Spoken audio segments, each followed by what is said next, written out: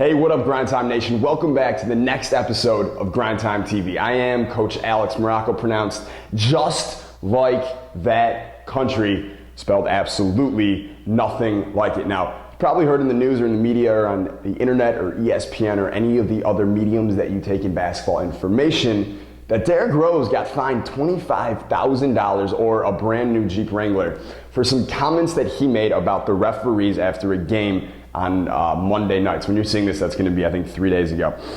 He got fined actually 2 days ago when you see this. So I want to read his comments to you really quickly, what he got fined for. But there's a lesson in here that I want you to take home, something that I've been teaching my players since I was a little 16, 17-year-old working privately with professional basketball players. This is it. He says, I've got to be the only superstar in the league that's going through what I'm going through right now, meaning not getting calls when he drives the lane. But I can't say too much about it. How many times did I shoot just free throws today? And I'm the point guard. Keep going hard and make them call it. Keep driving. Just try to put pressure on them. If anything, I was worried about my turnovers. So those were really the comments that he was fined for. That. And if you're thinking to yourself, how the hell would, why would he get fined for that? I was kind of thinking the exact same thing. But the final quote in this article is the one that we're going to learn from. All right. The first two were a little bit emotional. He can say what he wants. I don't think he should have gotten fined for them at all. However, I'm not David Stern yet. So here is the final quote that we're going to learn from. He says, I could care less right now about the fine. He knew it was coming at this point. I just want to continue to play the way that I know how to play. I came in this league as a driver. Nothing has changed. I'll continue to play hard and try to win.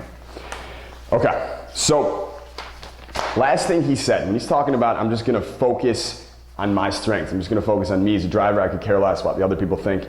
The lesson for you in that, and this is something I've been teaching for a very long time, is that you need, as a basketball player, if you're going to succeed at the highest levels, if you're just going to be like a little high school player and then not play college and not go to pro or just whatever like that, then this really isn't for you. But if you're a guy who has big basketball dreams and a big vision for yourself for college basketball and getting a pro contract and all of those things, then you always literally need to make this a habit right now. Start cultivating this habit right now. You need to focus on the things that you can control, and you need to let go of the things that you cannot control. All right. So that means, you can't control what your coach is thinking. You can't control who he's going to start. You can't control what the referees are going to do. You can't control it, if your teammate misses a shot. Those are things you cannot control. You need to let go of those things. You need to focus on the things that you can control. Basically, it means you need to do you. In the words of the great Russell Simmons, you need to do you. When you focus just on yourself and your strengths and bringing yourself up and making yourself the best player and the best teammate that you can possibly be, then everyone else is going to follow along. They're going to do the same for themselves, and collectively together as a team with your coach, you guys are going to be a better team because of it. All right. Now, when I sat on the bench my freshman year of high school, this was after getting cut the previous year, working my ass off and figuring out a way how to get into that team the following year.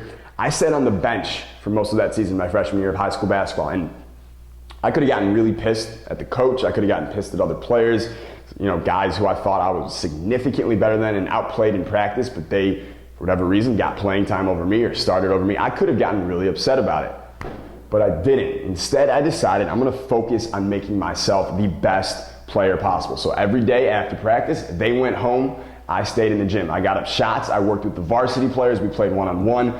I'd go home, I'd dribble in my basement. On the weekends, they'd be at parties, Friday nights, sorry dude, can't hang out, hang up the phone. I'd be at the gym late on Friday nights, getting shots up in the weight room, doing everything I needed to do to make myself the best player possible. And you know what? I was focusing only on the things that I could control, which is only myself. And kind of worked out for me, sitting here in a freaking basketball office now talking to players worldwide, helping players in more than 50-something countries, like a crap load of countries are now succeeding. Players are now succeeding because of the things I learned as I focused on myself, and now I'm helping all these players worldwide. So trust me, listen to Derrick Rose. He probably got that lesson from John Calipari. I actually just finished a book from Coach Cal where he actually talked about this exact lesson in there. So listen to those guys, listen to what I'm telling you, focus on the things that you can control and let go of the things that you can't. Don't get mad at your coaches, don't get mad at the referees, just let it all slide. Focus on you, and I promise you, it's gonna pay off in the long run. Plus, in the words of the immortal Red Auerbach, it's totally the grind time way. So I will see you tomorrow morning. I've got a success story to share with you from effective ball handling 2.0. We haven't really talked about EBH 2.0 at all, but obviously we know handles are the most important skill in all of basketball if you are a guard, or basically if you plan on playing college or pro basketball and you're not taller than like 6'6". All right, so we're gonna talk about that success story. I got a player who wants to tell you about something that he got free with EBH 2.0. He doesn't want to tell you about the handles he got. He wants to tell you about a free bonus that he got with it. And he says this bonus, even when he's dead tired, leaves him charged up and energized and ready to go every single time he uses it in less than 5 minutes. So you're not gonna wanna miss that. You're gonna hear that tomorrow morning on Grind Time TV. I will see you then. Stay Grind Time. Peace.